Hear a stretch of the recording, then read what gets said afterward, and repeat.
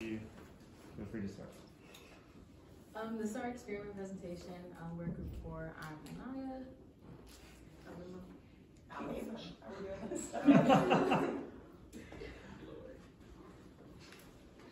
So, just our introduction. What we did, I guess we probably should put this before, but what we did is that our experiment was basically playing these specific video clips for people that meant to evoke like certain emotions and seeing how that affected heart rate and blood pressure. So, like some of our reasoning behind that is the correlation between the emotions and heart health. We know that experiencing strong emotions can cause the release of stress hormones like cortisol and adrenaline via the sympathetic nervous system, and that causes the heart to beat more rapidly and blood vessels to narrow and help push blood to the rest of the body, to the center of the body. So what did we explore? We looked into how the sympathetic and parasympathetic nervous systems responded to certain emotional triggers by measuring heart rate and blood pressure of our participants. And we did that by showing specific media clips meant to elicit happiness, sadness, and anger. Okay, so what was our hypothesis? Our hypothesis was that media consumption can lead to emotional responses which will have an effect on a person's heart rate and or blood pressure. We attached the blood pressure cuff and gathered the HR and BP. We showed videos. We showed them in order of happiness, sadness, and anger. And we immediately took like their blood pressure and heart rate, and then we gave them a 30-second rest period. And then we did that every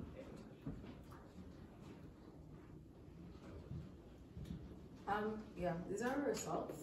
Let's see, we can always explain. Okay, so in our anger video, it was basically like how the video, to explain the video, it was basically something that was supposed to be calming, but you never got to see the calming part of it. So it was a video that is targeted to lead to either anger or frustration.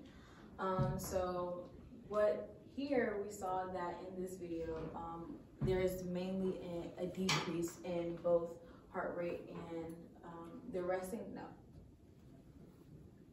heart rates and their measured heart rates right after the video. Yeah. So this slide is all heart rates. So we have the heart rate for anger and the heart rate for the happiness and the heart rate for sadness.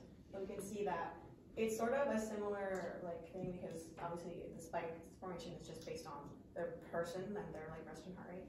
But so if we look at the way that the lines correlate, we can see that for anger, for some people it decreased, but for some it increased.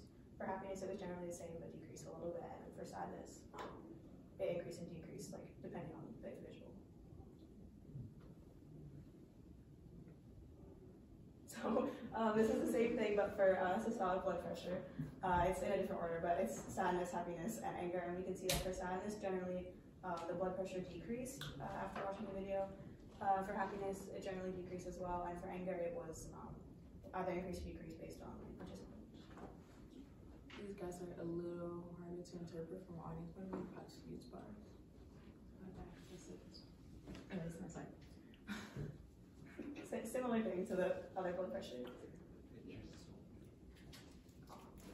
Okay, so what does this mean for our hypothesis and our experiment? So it means that the changes rely heavily on the individual. That kind of goes into like our controlled and like independent variables. Like we can't really control how someone reacts to things, but of course like that's the point of data.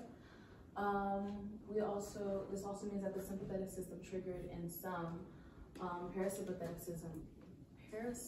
systems are triggered in others, seeing as though like all of the data wasn't exactly the same, which like we wouldn't expect, but the correlations were different to come to this conclusion. And a strong emotional response correlates with a change in the data. Conclusion. So did our data confirm our hypothesis? Yes, although the videos affected individuals differently, our subjects' heart rate and blood pressure were generally affected by the video clips we presented. So the limitation that we face, so we know that there was no way to know that there were, the subjects had past experience with our clip, so they either already watched it. The environment, we couldn't control like the sound and the visuals of the environment around the the area where the subjects are being tested at, and the emotional response could ensure that the emotional response would be activated by said video.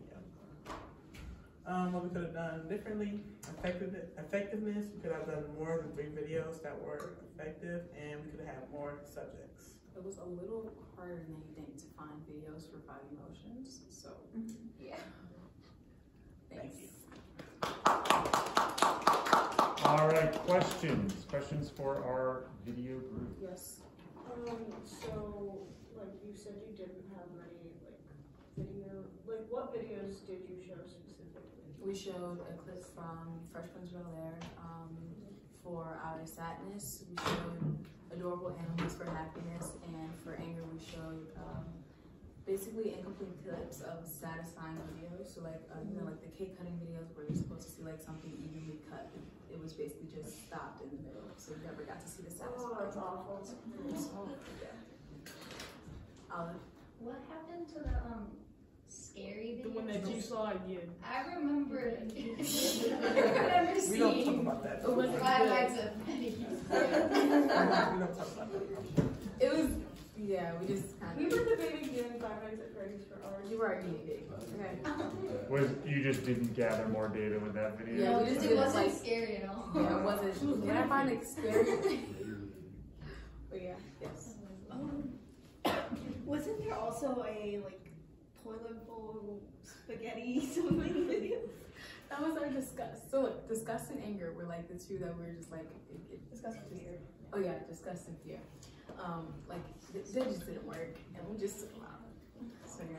A toilet bowl full of spaghetti? Disgusting, right? It sounds disgusting. Mine was spaghetti, mine was Since it can be, it's like based on your data, different people reacted differently to different videos, so that tells us that different people find certain things sad, agitating, etc. So do you think it would have been wise to ask your participants what like videos or things make you feel disgust, what things make you feel fear, like having them watch those specific things to accurately gauge how their heart rate would change based upon those things versus giving them something random Yeah. and So seeing how that changes. So I think for this experiment, the way we did it was good because it helped us lead to the conclusion that, you know, different individuals find different things scary, find different things sad. But if we were to do it again, we could do something like that. My only worry with that would be it would kind of have a predictability to it, right? If you're like, hey, what makes you like afraid? And then we just show them that, like they would kind of be aware of it and it wouldn't have the same effect as just showing them something that was scary when they were like not aware of it. Yeah, I also think when it comes to like asking, like say someone has like viciously is afraid of like snakes. It's like, oh, here's videos of snakes. And I think like when it comes to like showing them their fear, like kind of what Ava was saying, well first it wouldn't be control, like our videos will all be different. So it wouldn't be a control of these are the reactions to these different types of videos. So like that would be not a control. But then like she was saying, it would be not only predictability, but like at that point, it's like you've adjusted your body to kind of get prepared for what you're about to get shown, if that makes sense. Maybe if you like survey them about what their fears are beforehand, like months before, and then a few months later you call them back and you're like, hey, we're doing this experiment. Maybe if we had one. Yeah.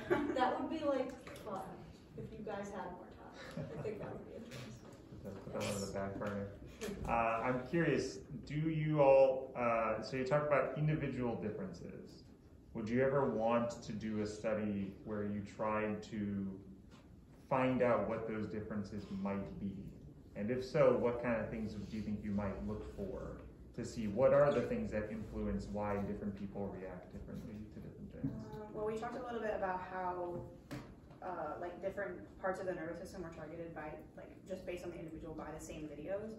So I guess we could look into things like we talked about the hormones. We could actually measure that and see like just like what the way that people are like responding to the videos is like obviously it's a biological thing. So we could like evaluate that by just looking into like hormone production. And I don't know. I feel like the way we have it kind of lays it out a little bit for us because we can see like if their heart rate is elevated or not elevated. We can see whether or not that's like they're afraid of it or not, or if they like, are strongly responding to it or not. So. Are there any other things you guys would be interested? Any things you guys would be interested in looking at to try to figure out what's influencing it? I think like with experience, I think like when you think of how people react to things. Like if I say I was like, okay, without the bad connotation behind trauma, say that you have like traumatic experiences, whether like big or small, and then that kind of affects the way you go about like your everyday life. So, like if I had like trauma with like, I don't know, A clown killed your dog. or like very traumatic loud noises, and like 20 years in my adulthood I get really scared by my phone dinging. I think like kind of seeing how trauma affects how you react to different things. Interesting. Any other questions for our final group? You guys are smart. Thanks. I agree. Thank you guys.